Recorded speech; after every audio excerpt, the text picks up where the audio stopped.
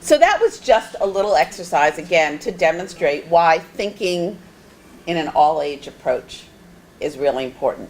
And when I got my doctorate when I was about 30, and I started an organization. I moved into the Institute on Aging at Temple and was really coming at this work from an aging perspective.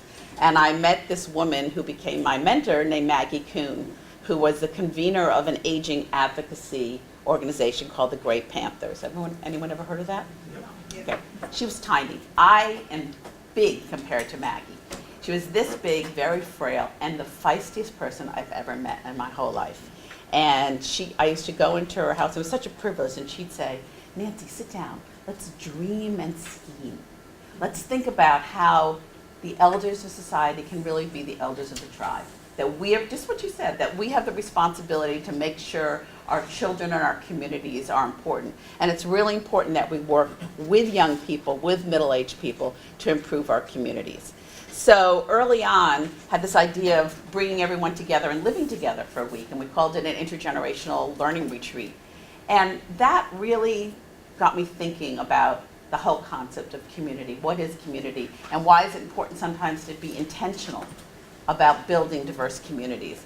And for 21 years, the first year was really hairy, so brought 75 people ranging in age from 13 to late 90s out to our Temple campus, and we lived there. Now, this was mixed racially, socioeconomically, by race, by age, by ethnicity, by ability. And so I had a little list on the back of my door, because I think sometimes if you just open it up, it's not going to be as diverse as you would like it to. So I had young, middle, old, black, white, Hispanic, Asian, blind, deaf, and I'd have everything. And 3 weeks before, oh my God, we don't have any middle-aged Koreans, or we don't have any, young people with disability. And then, so when people got there, it was this microcosm of a really, really diverse community. And we were very structured in what we did. So we created a safe space, because a lot of this work is about creating welcoming, safe spaces so that people can share who they are, what they want out of life, and to see the commonalities, but also to acknowledge the differences and to realize you can celebrate the differences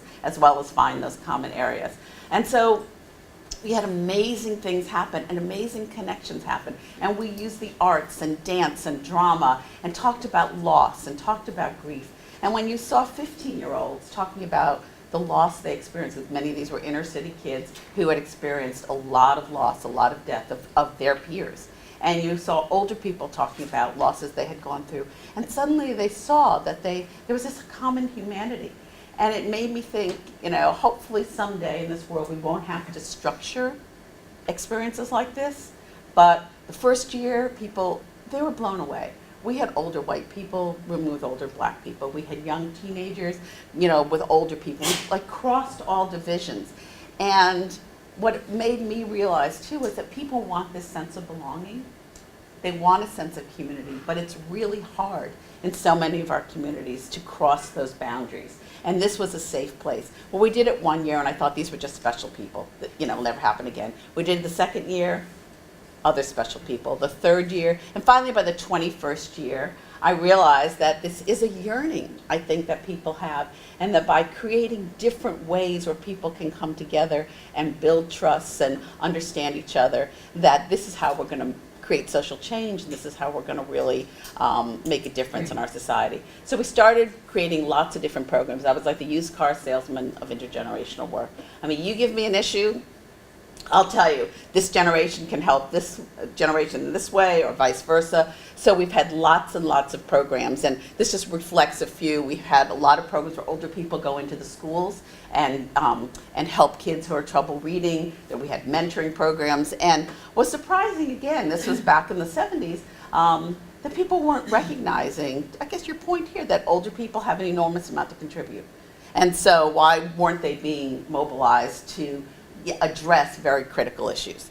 In the second picture, we have a program we've had for 25 years called Project Shine, students helping in the naturalization of elders. Immigration is huge in the United States and in Philadelphia. It's been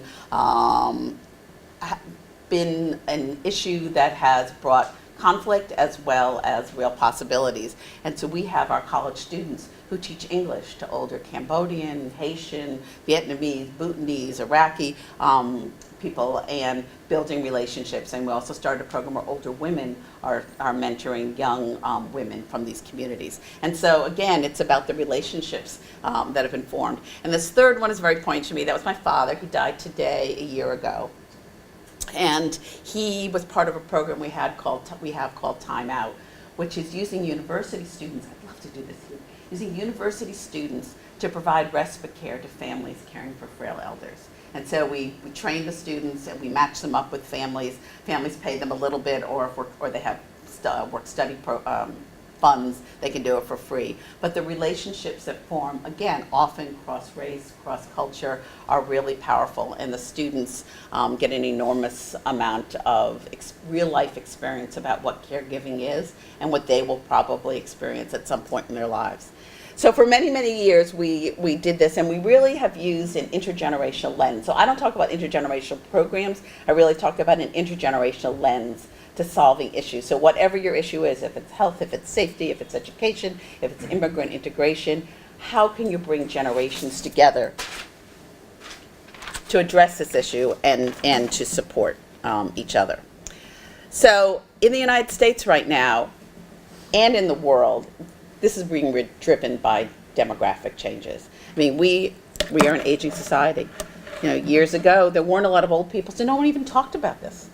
I mean, the fact that our global population of older people will double by 2050. There'll be 2 billion older people. Turn of the century, there were very few. In the United States, in 1930, there were 5% older people over 65. We're looking at 20% in not that long. And in Ireland, which Paula tells me we're a little bit behind in the growth. However, it was anticipated, I think, a 63% increase in the number of older people. We're living longer, we're living healthier, and people are looking for different kinds of opportunities.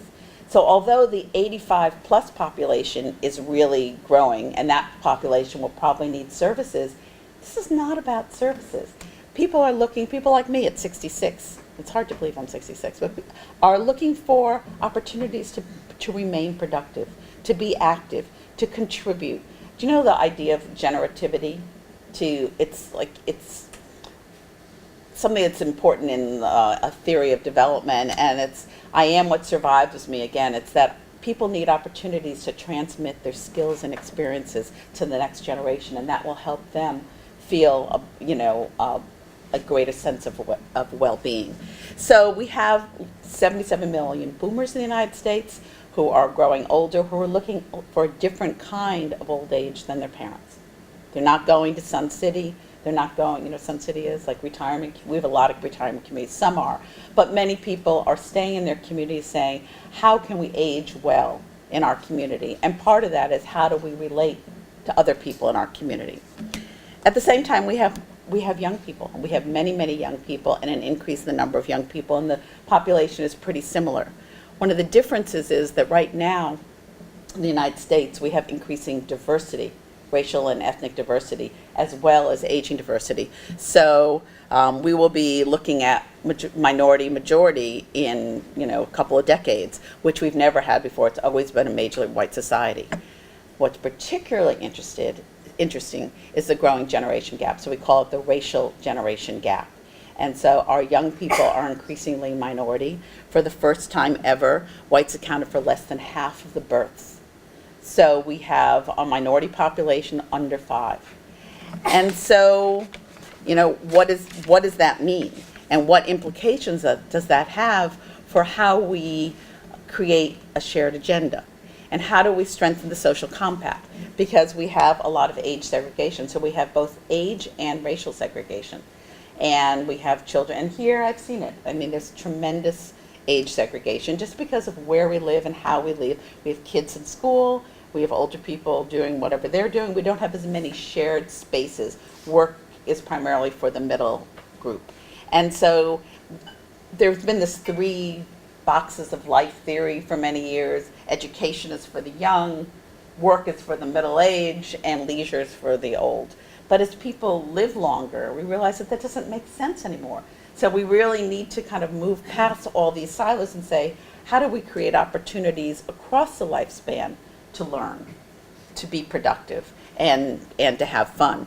And so thinking through, how do we do that in an age segregated and racial segregated and religious segregated society is challenging.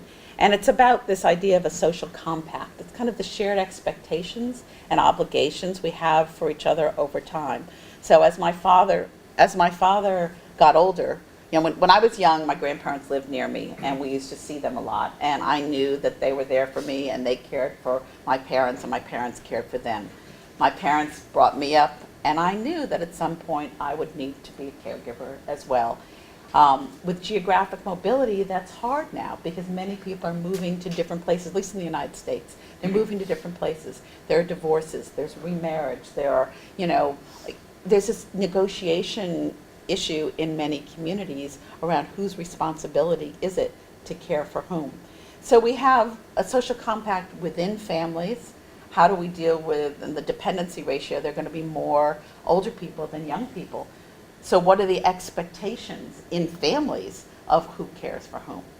And in general communities, if you have people who look different from each other, will they invest in each other? So a big issue right now is about public investments. Will older people who do not see themselves reflected in the faces of young people invest in public education?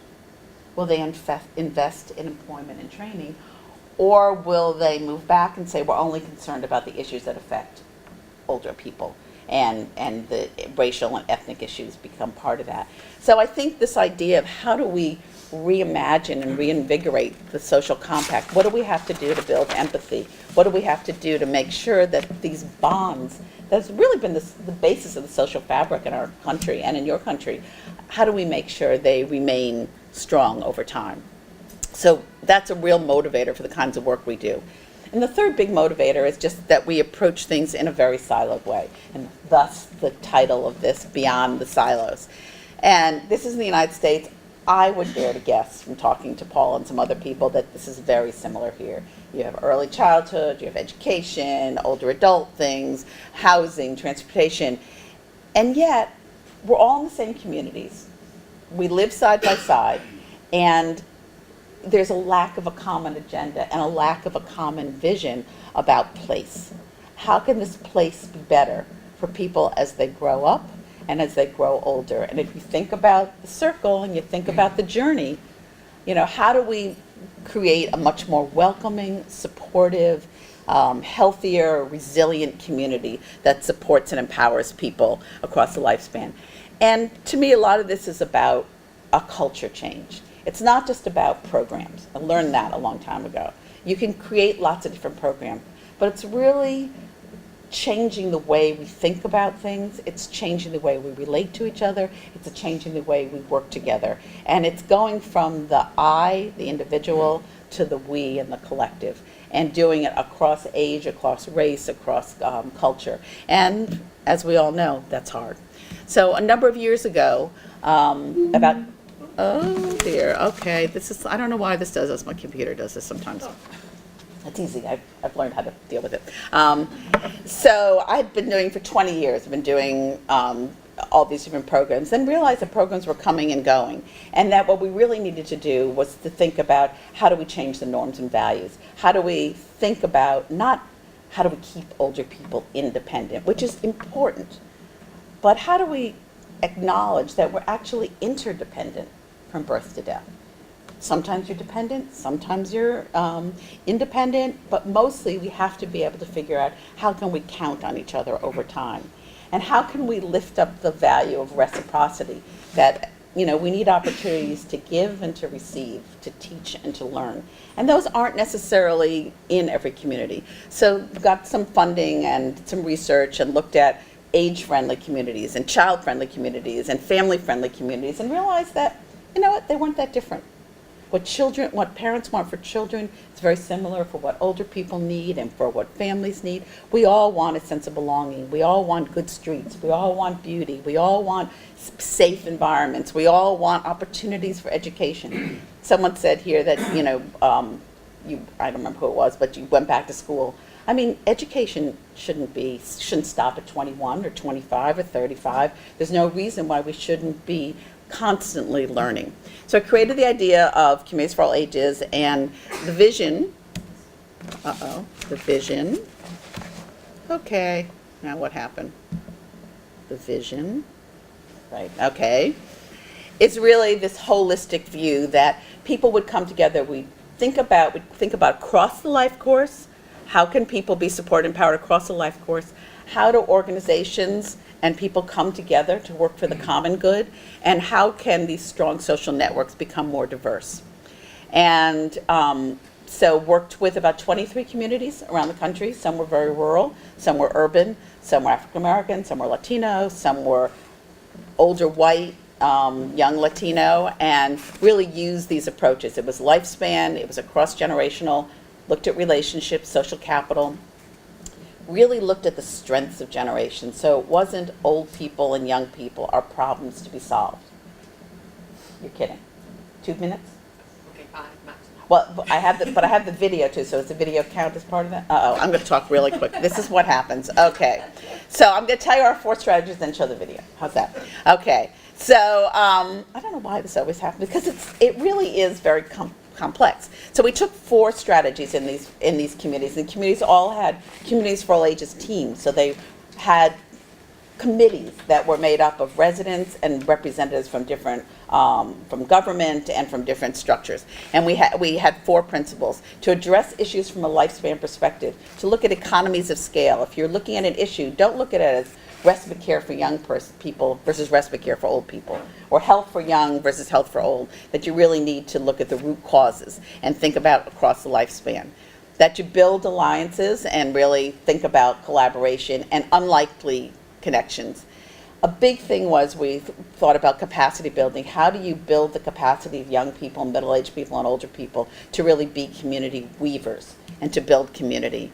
And how do you create these places and practices that can promote this? So a lot of what we've done, and we had outcomes, were around how can people come together, look at issues on health and safety. And what we found was it was a richer experience, because not only did they move the needle on it being a safer community, it's not that it solved everything, not only did they move the needle, but they really built social capital. So the networks and the trust was really built in all these things. And so very quickly, lessons learned.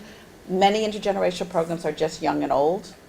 We realize it's really about all ages. You can't ignore the middle generation. That this is a good way into bridging historical divides. So in this case, this is a place in Ajo, Arizona, and there was a lot of tension between Native American, Mexican American, and white, and they used the arts to start bringing people together. And rather than knocking people over the head, saying there are all these cultural differences, they went in the age door, and it was a softer way and an easier way to actually deal with these divides. But the most important was we realized how important relationships are and how intentional you have to be about building empathy and building trust, and that the more you can get people involved in civic engagement and in working together to address problems, the more you'll build this empathy and trust, and hopefully that will lead to a healthier community. A big learning is that physical spaces are very, very important. That if you don't have physical spaces, and I know you talk about shared space here a lot, but if people are constantly segregated and they don't have time to interact, that's not going to work. But if you're not intentional about building and fostering trust, and it's just people side by side in a space, that doesn't work either. So we see a lot of examples of parallel play. So this is all about expanding the concept of collective impact, and it's really about many hands working together. And I'm going to show you a very short video of a group in New Rochelle, New York, which is mostly African American, which has taken on the leadership training, and it'll be really, really quick. Yep, okay. This is a time to embrace change, to embrace difference, and to grow collaborative relationships between generations. Imagine a community in which the wisdom of the different generations are harnessed to care for and grow the community. Imagine a community that functions in that way. That would be a community for all ages.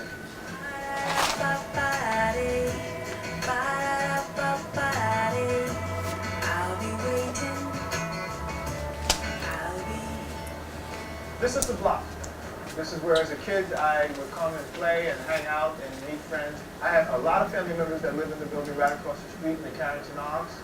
I have a lot of family members there. I have an uncle and family members that live across the street in those buildings over there. And I have family that live in the senior citizen housing right over here. So I have a stake in this particular community. I decided that I wanted to try to make a difference by trying to harness the vitality of the city of New Rochelle and the Lincoln Avenue corridor. What impressed me about the idea of Community for All Ages and the strategy of Community for All Ages was that it was a strategy that went across all generations.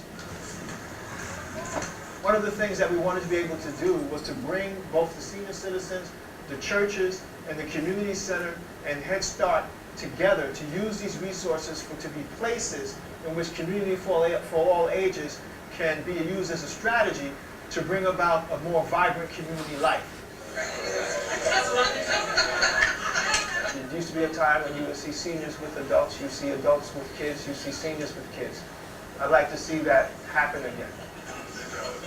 I know that in our society somehow you want to be young, you got to be thin. When you've been blessed to be a senior, don't deny it, embrace it. There's nothing wrong with it. I can jump double dutch better than any young person in this room today. I really do that. My name is Dorothy Almeida Oliver. I'm 78 years of age. I feel like the fellows used to tell us when we were teenagers, age is nothing but a number. I agree with them now. It's nothing but a number. I have to be active now. I don't have a choice, and the choice is it's selfish. I'm trying to ward off Alzheimer's and all that kind of stuff. So I feel that if I'm active, that's going to help. At first, Community for All Ages was a new concept to me. I didn't really understand what it was. I didn't understand intergenerational divide as well as I do now. And we had a leadership training class which I participated in, which was very beneficial for me. As a city council person, there's often a disconnect between the city government and the people, but I was really able to learn from them and learn what they think and learn what their hopes are. I've always wanted to climb a mountain. I haven't done it yet, but I want to do it. So that's one of my goals eventually in this life, is to do that. The most important thing for me is to learn how to be able to reach out to other people. Whatever their needs are, how can I help? By having different generations working together in one room, that actually creates an environment where lifelong learning and civic engagement would bring more cohesiveness to this community. A lot of our graduates of our Leadership Academy, we're looking to and thinking about purchasing a plot and being engaged around programming around the garden. What we've learned actually from Community for All Ages National Office is that community garden is an effective strategy for bringing different generations together. The gathering of men is inclusive of youth from the ages of 17, 16, all the way up to men up to around 75, 80 years of age. They want to go through the Leadership Academy to help define the changes that they want to be able to make as a community. They're bringing us in one room where we can actually have a conversation and actually, I guess, mend the fences that were broken or that were forgotten. My thinking shifted significantly on a lot of different respects. I realized that I'm older than I thought I was. I like to think I was 32, I'm young, and there's nobody younger than me, but there really is a new population of people out there who are younger, who think differently, who have different needs. I always feel like I'm an equal. I'm not looked down upon, I don't feel like they're going to laugh at what I have to say. I think they really listen and they really take it into account. We did focus groups, and we worked with the youth really. We helped them at the high school to talk to kids our age and bring it to the Communities for All Ages meetings and tell them about what we found. This is an investment. Before you can conquer the world, you have to actually understand it. And understanding it is by actually having a hands-on interaction with your community. It can foster youngsters to stop looking at their community in different ways that they hadn't thought about or could see prior to taking this course. It could open up roads. Yeah, I would just like to say that I'm extremely impressed with actually what's going on here and where we started and where we are right now. The Community for All Ages is doing a lot of things. They have a lot of initiatives going forward, and it's just growing. I think they're still in their beginning stages when they're waiting to make an impact, but it's growing day by day, month by month. What we want to begin to do is to sort of re-engineer and create a culture of both space and policy and programming that allows for intergenerational work to flourish. That's what we're looking for. We don't have to go 360 degrees. Now it's time we go the 180. Okay, so all the sites are still functioning, although not with funding. And I think my hope for you is to think about how can this kind of lens work in, we're a divided society, you're a divided society, we have lots of divisions to overcome. How can this be a doorway in? How can we use this kind of lens to build the trust and the mutual respect and help people see their common humanity? And I'm thrilled that Linking Generations Northern Ireland is doing such a wonderful job in promoting this in Northern Ireland, and this is happening all over the world as global aging is taking root. So thank you very much.